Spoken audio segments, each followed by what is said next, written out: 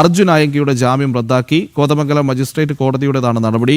ജാമ്യം റദ്ദാക്കാൻ police report നൽകിയിരുന്നു. വിവരങ്ങളുമായി മിഥുൻ അയ്യപ്പൻ ചേരുന്നുണ്ട്. മിഥുൻ, എന്തായാലും ഇപ്പോൾ ജാമ്യം റദ്ദാക്കിയിരിക്കുന്ന സാഹചര്യത്തിലേക്ക് കാര്യങ്ങൾ എത്തി നിൽക്കുന്നു. മറ്റു വിശദാംശങ്ങൾ.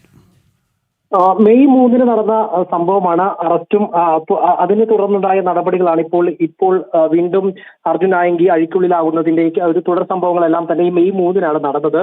അതിൽ പ്രധാനമായും കോതമംഗലത്തെ റിസോർട്ടിൽ ഇവർ അന്തർജില്ലാ ഗുണ്ടാ സംഘങ്ങൾ ഒത്തുചേർന്നു എന്നുള്ളതായിരുന്നു ഏറ്റവും പ്രധാനപ്പെട്ട കാര്യം.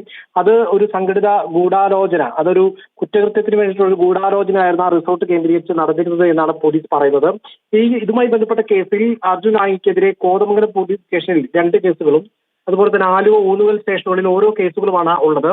ഈ സംഘടിത ഗൂഢാലോചന, അതായത് കുറ്റകൃത്യത്തിന് വേണ്ടിയിട്ടുള്ള ഒരു ഗൂഢാലോചന നടത്തിയ കേസിലാണ് ഇപ്പോൾ ജാമ്യം റദ്ദാക്കുന്ന അവസ്ഥയിലേക്ക് എത്തിയിരിക്കുന്നത്.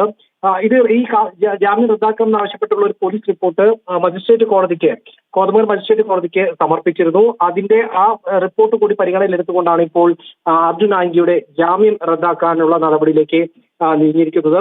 അന്ന് നിരവധി കേസുകളിൽ പ്രതികളായിട്ടുള്ള നിരവധി ക്രിമിനൽ ഗുണ്ടാ സംഘങ്ങളും ഒപ്പം തന്നെ അർജുൻ ആയങ്കി അടക്കമുള്ള നിരവധി ആളുകളാണ് അന്ന് റിസോർട്ടിൽ നിന്ന് പിടികൂടിയത്. വളരെ സാഹസികമായി പുലർച്ചെ ഈ റിസോർട്ട് വളഞ്ഞുകൊണ്ടാണ് പോലീസ് ഇവരെ പിടികൂടിയത്. പിന്നീട് ഈ പിടികൂടിയ പോലീസ് ഉദ്യോഗസ്ഥർക്കെതിരെ സോഷ്യൽ മീഡിയയിലൂടെ വലിയ ഭീഷണിയെല്ലാം തന്നെ മുഴക്കുന്ന സാഹചര്യമുണ്ടായി. അതിനെ പിന്തുടർന്നുകൊണ്ടാണ് ഇപ്പോൾ ഇത്രയും വലിയ സങ്കീർണമായിട്ടുള്ള ഒരു സാഹചര്യത്തിലേക്ക് എത്തുകയും ചെയ്തത്.